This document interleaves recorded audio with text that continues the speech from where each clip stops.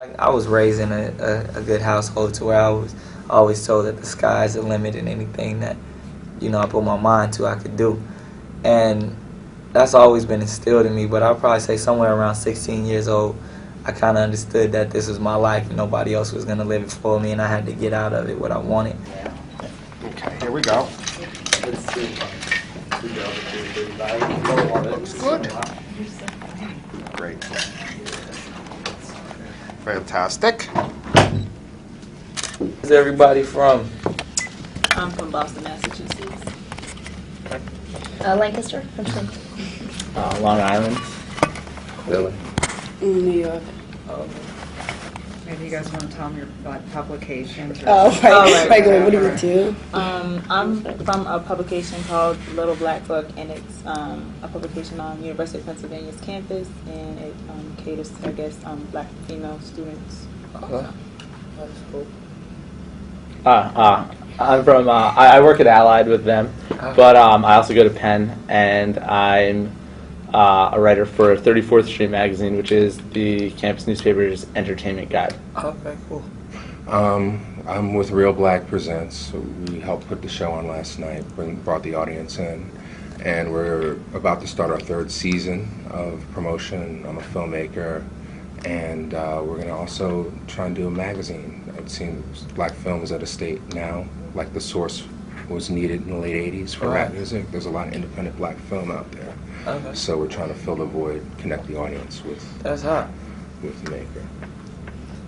And I'm a writer and freelance, and currently I'm freelance at campusphilly.org. Okay.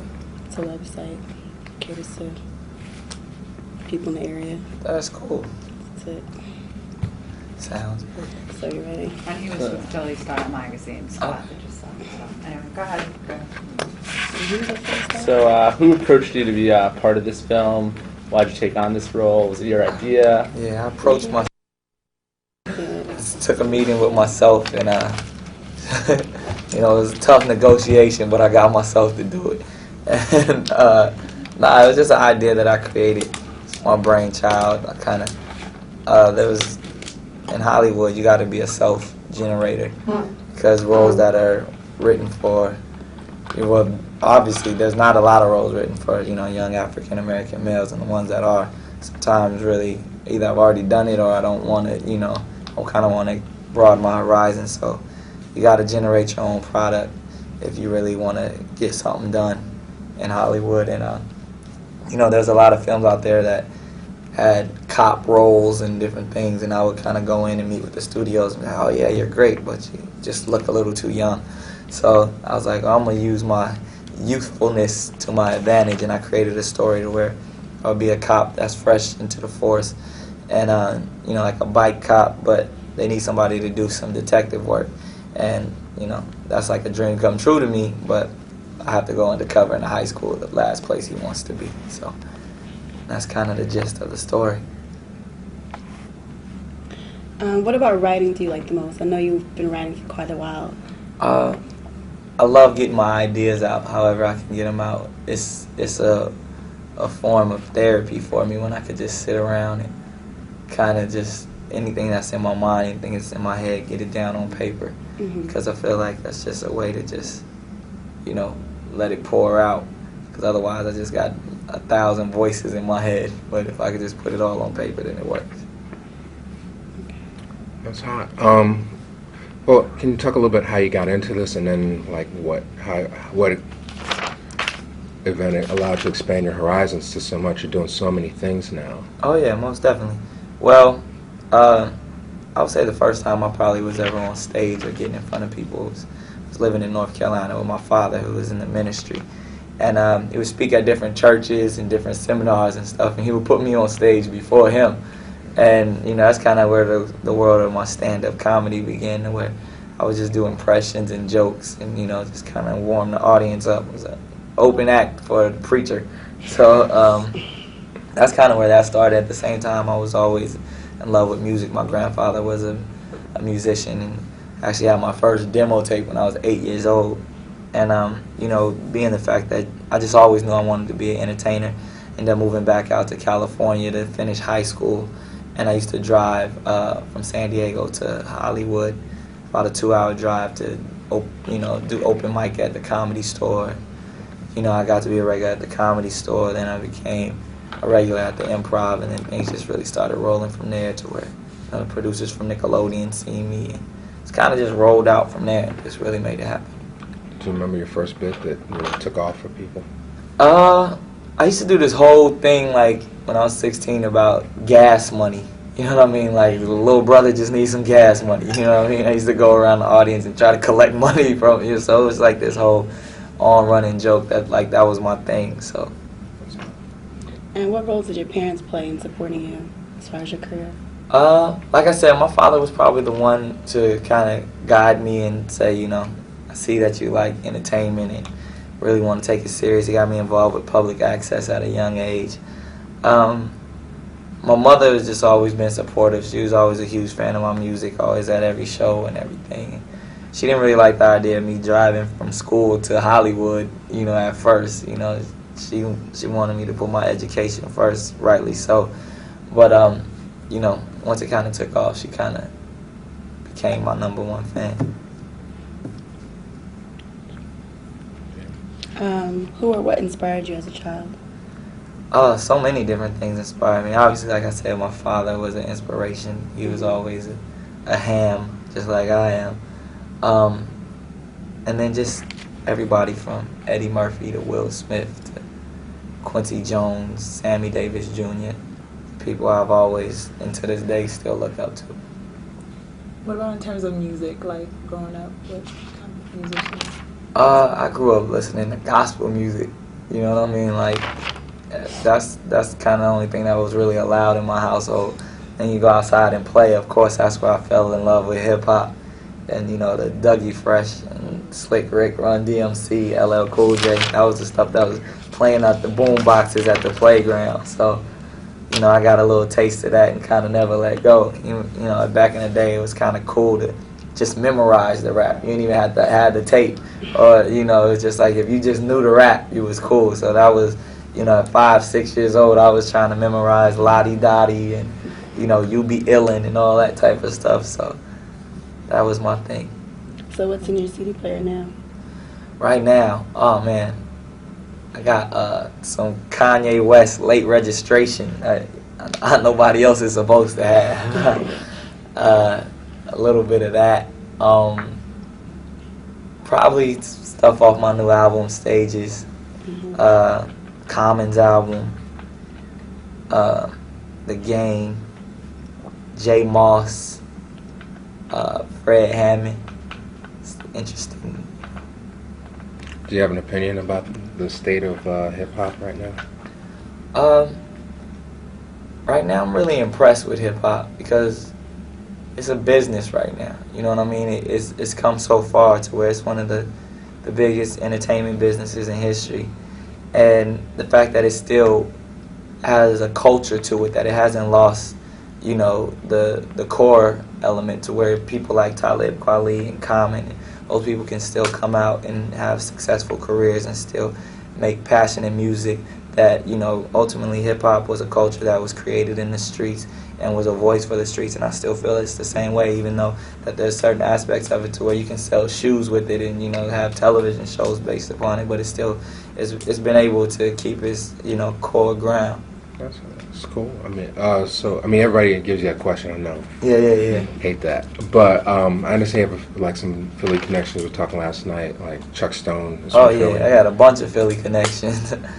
Will Smith. Yeah. Can you speak a little? Is this your first time in Philly or no? Nah, being the fact that, the director of Drumline is from Philly, Charles Stone. Will Smith is like my big brother, is from here.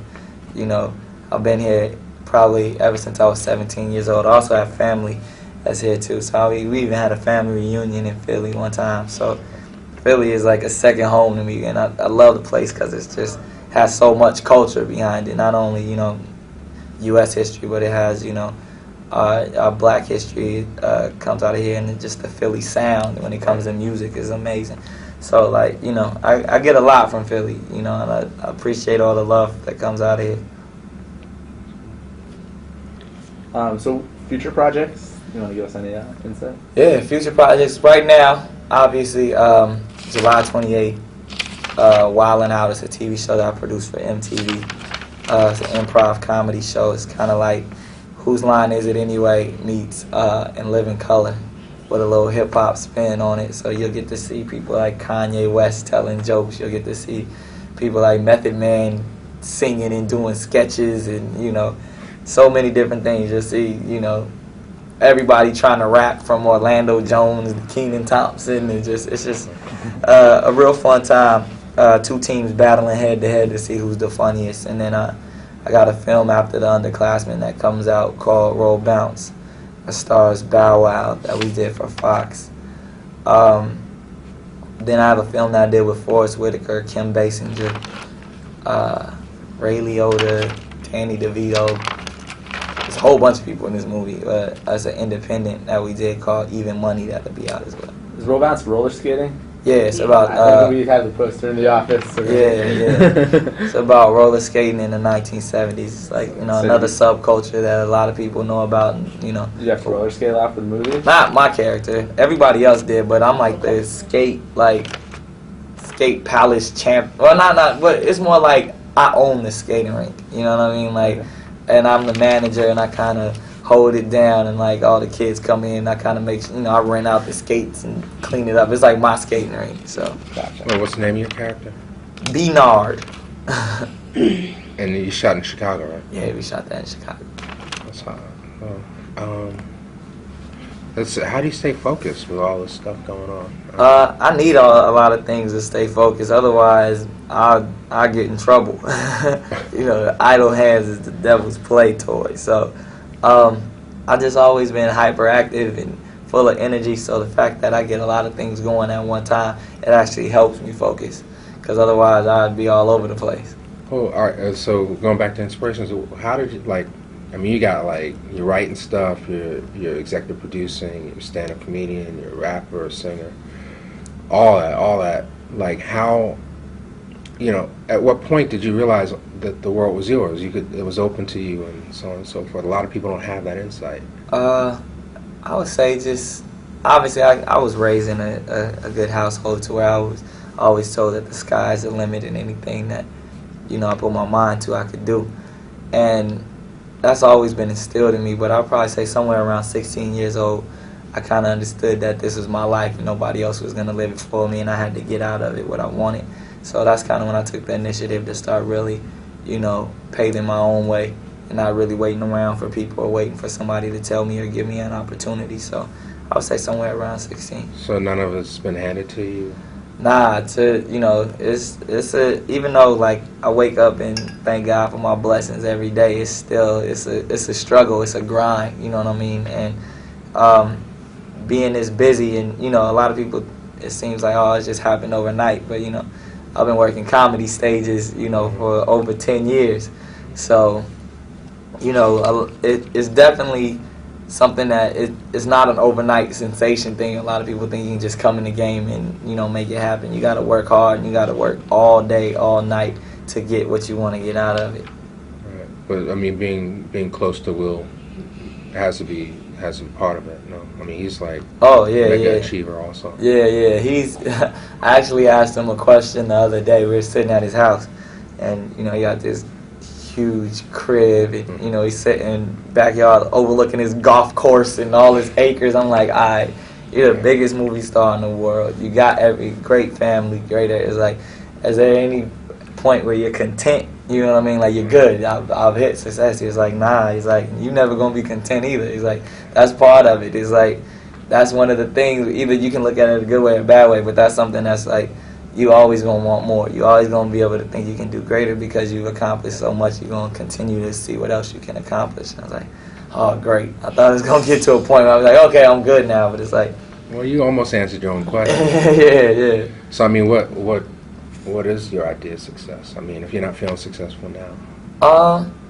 Well, to me, truly success is I would say the way you provide for your family. You know what I mean? Like, to me, it's all like, I would much say, you know, raising up a child or holding your family together is way more successful than any level you can reach in a career, just because to me life is truly about family and raising each other and bringing people into this world and shaping them and all that. So it's like, to me, when you can successfully raise a child or successfully hold down a family and be the so-called man of the house, or that's that's really where success lies, or where you can say you have a family and everybody loves one another and everybody getting along, and you all provide for each other and you guys hold each other down. That's truly success.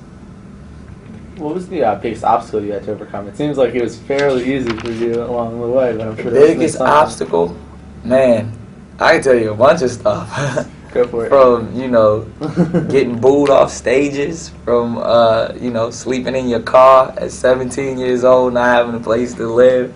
Why did you have a place to live? Well, I was originally from San Diego, and to be in LA and do comedy clubs and auditions and stuff, you got to be up there all the time. And I didn't have any money to, for a hotel, or, sometimes you can't, I was camping on people's couches, but now that, sometimes you just got to knock out in your car. And, I could, of course, it wasn't too bad. I could always drive a couple of miles to get home, or 200 miles to get home, but you got to have gas to get home. So it's like, sometimes you just get in those situations where, it's like, you got to really stick it out and really, live through it. That joke has some truth and some pain. Oh, yeah. It's just, I really needed gas money, you know what I mean? Like, so, but, yeah, just, it's not easy, because when you go to a place like Hollywood and, it's probably, I would say, they said close to somewhere in the hundreds of thousands where these people who want to be actors come out there,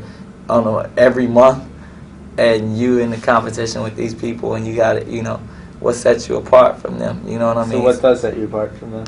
I would say just being a self-motivator more than anything. If you can understand what it is to be, your number one fan, the person who believes in you the most, you know what I mean? That's to go in and sell yourself like you are the one. You can never lose, you know what I mean? If you believe in yourself more than anyone else, you're bound to prove to somebody that you are something special. And that's just what you got to do. You got to go with it at that mind state. Have you ever experienced, I know you just said that you have a lot of self-motivation, you grew up in a home where you were told, like, the sky's the limit. Have you ever experienced, like, major doubts or any limits to your self-motivation? Oh, most definitely. So many times. Like I said, I remember being 15 years old and getting booed off of the stage, to where I was opening for Dave Chappelle last summer and got booed off the stage, you know what I mean? So it's like, it don't ever stop, but you just got to know that things like that happen, and you got to, keep it going and keep it moving. So long as you can, maintain that self-motivation is, that's the key. And that's with anything, you know what I mean? Entertainment, sports, any career field, just in life, just know that, to believe in yourself. So what's in the future? I mean, you talk about family. I mean, do you have a 5-year plan, a 10-year plan? Where do you see yourself? Man, that's the crazy thing. I do have a plan. I definitely have a plan. It's a loose-based plan, but it's really just to keep, putting out good material, setting a foundation to allow other people to kind of come through and shine, setting up and producing a lot of different shows for Nickelodeon and MTV to kind of get people, an opportunity to get themselves heard, taking my record label to the next level by, bringing some more artists out and controlling all of my soundtracks, and just really getting my enterprise, my conglomerate together to where I can be a channel or a funnel to get new talent and give more people opportunities. That's hard. I mean, like, do you feel intimidated when you go into these rooms and talk to these people? Like, I have an idea for a movie. And never. It's the easiest thing to do. You know what I mean? Because it's so, I look at it as if you don't want it, you missing out. You know what I mean? As some people next door that's definitely going to want this. And if you sell it like that, So you had a finished script when you went in the room? When I had, for the underclassmen, I just had a treatment. We didn't have a finished script yet. We just went in with the treatment, and obviously we was beat out, pretty well, and we went in and we sold it. First place we went to. How'd you come across the director and the casting? I came across the director, Marco Siega. I had seen a lot of his videos. He directed a lot of, rock videos and things like that for MTV. And he did this show called Fast Lane that Mick G actually executive produced and created. And I liked the look of it. It was cool. So I kind of, wanted him to come aboard. Yeah, good collaboration. Yeah, he was a great guy. Do you hand over the reins at a certain point? Or are you always fundamentally involved? Always involved to the last minute. You know what I mean? To even when we were cutting the trailers to making the poster. You know what I mean? From beginning to end, we just made sure we had it going. And what was it like on set? What was the atmosphere like? It was cool, especially he the boss. You know what I mean? Can't nobody. It was just everybody was just having fun. I'm a laid back guy. I like everybody to have a good time. So that was kind of, pretty much the vibe the entire time. We were just having a good time making it. Okay. Out of all the things you do, you have one that you love most out of all of them? I couldn't say that I love one most. It's like, that's like choosing between your kids. You know what I'm saying? Like, even if you do love one of them more than you love the other, you can't tell them. You know what I mean? It's just like, for every reason, it's an equal amount of love. As long as I can create, that's where the love lies. If I can create a song, if I can create a script and all that stuff, that's kind of where it happens. Have you ever been punked by Ashton Kutcher? He's tried so many times. He's tried to punk me probably about What has he done? 5 times. He tried to punk me one time when it was before the show even aired. That was the closest they ever came because I didn't know what was going on. But the punk went wrong. It was in a restaurant. And Someone died. No, I didn't. No, it's just it didn't go through. Somebody was supposed to rob the restaurant or something like that, and it didn't work. And so he had to end up telling me about it. I was like, oh, well, sorry.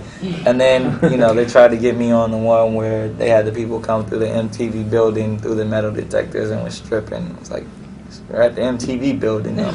This is punked clearly. You know what I mean? Like, why would you try to punk me at the network you're on? And a couple other times they contacted me and they tried to do that one with where they wanted me to go to some girl's house and her dad comes out and acts like I was in the pool with his daughter. None of that stuff. Was it not really her dad, or was it like? Oh no, they didn't go. They ended up doing that one to Omarion, I think. But they, I didn't. They did that. They set it up to do it to me, and I didn't show up. You know what I mean? I ended up going somewhere else, and so it's like I missed it so many times. We actually make fun of that on.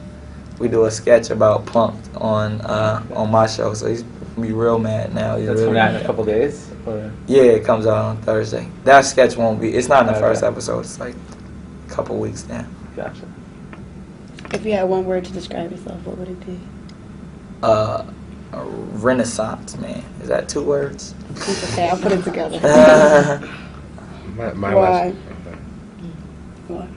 Why? Just because I admire things like the Harlem Renaissance, and I admire the time during that period where you could do anything. You could write poetry, you could write books, you can be an actor, you can play musician. It was just so many different things. Even like people like Stevie Wonder, the Harry Belafonte, just all those cats. It's just like they did so much during that period of time from, I would say, the 20s to the 60s. It was just a good period. It's like, I think it's time to bring that back to where, people need to be open-minded, that when, someone's an entertainer, they have a lot of creativity inside of them. And it's like they can do more than just rap, or they can do more than just act or play an instrument. It's like there's a lot involved. I like that. What instruments do you play? I play the drums. I play, mess around on the piano a little bit, harmonica. What else do I play? That's about it. I got a little reverse paradiddle. Really quick. Do you know what chord style drumming? I never did that before the film. It was always, I played it on a set, but like learning all those rudiments and stuff from, the 32 rudiments, and it's kind of crazy, but I had to pick it up, and luckily I did have some kind of, rhythmic skill to where it didn't take that much, but it's like all the paradiddles, and I wasn't up on that. I was just like a 1-2 beat. You know, I could read the notes a little bit, but that was about it. Gotcha. That's crazy. 2 last questions. Are you an only child, by the way? I'm my mother's only child. My father got like a basketball team. Oh, Older or younger? that's like my dad. Yeah. Younger. I got 4 younger brothers. We stay close to you? Yeah, most definitely. They just came out from North Carolina to California, so, and actually one's still in North Carolina, so they're just now getting out of high school and things. All right, you know, man. So, I mean, this is a question I always have just for younger people, because you know I'm starting to get up there. Like our whole fundamental is like black people need to see their images, but a lot of movies now, it seems like race doesn't seem to be an issue to a lot of people, and especially audiences when they watch the films. I mean, do you see that? I mean, in casting your films is very multicultural. Do you identify yourself? I think stories should be told with a reality aspect. If you see a film like Drumline, it clearly takes place at a HBCU and it's an all-black community, and that's reality. That's what that story's telling. A film like The Underclassmen, I'm the only black person in the film, but that's because that's what that, you know, it's a fish out of water story, you know what I mean, and that's what that film is telling. And I really don't think, you know, I believe my audience is broad enough to where I can influence, you know, a white kid, black kid, you know, it really doesn't even matter. And I love the thought of the colorblind aspect, but still at the same time, you still got to represent what you are, and it's clearly there's no way of me shaking that I'm a black man, you know what I mean, and grew up like a black man. So it's like, it's basically, you know, it is what it is. I like reality.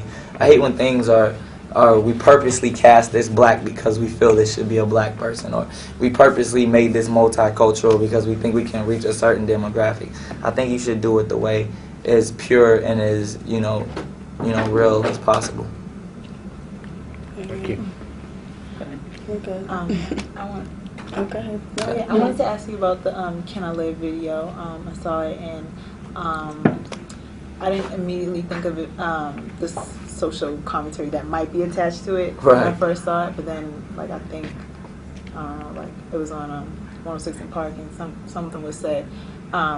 Was it meant to?